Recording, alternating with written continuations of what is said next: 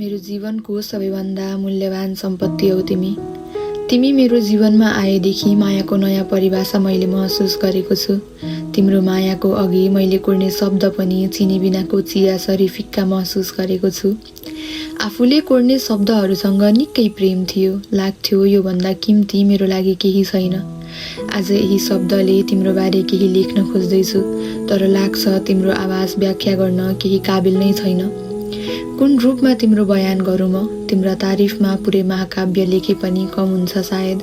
कुन शब्दले तिम्रो लागि कति प्रेम छ भनौँ म?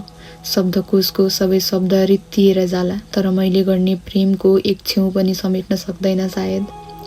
तिमी न्यानोपन हौ त्यो कठ्याङ्ग्रिदो जाडोको, तिमी वर्षा हौ त्यो सुक्खा खडेरीपनको, तिमी प्रकाश हौ त्यो डरलाग्दो अन्धकारको, अनि तिमी आशा हौ यो विरक्त लाग्दो जिन्दगीको। तिमीलाई हेर्दा यी मेरा नयन कहिल्यै थाक्दैनन्। लाग्छ तिम्रो आँखा पुरै ब्रह्माण्ड हो, अनि म त्यसमै विलिन हुँदैछु। तिमीलाई महसुस गर्दा यी मेरा अङ्गले कहिल्यै पराई ठान्दैनन्। लाग्छ सूर्यास्तपछि देखिन मिल्ने बाँकी तिमी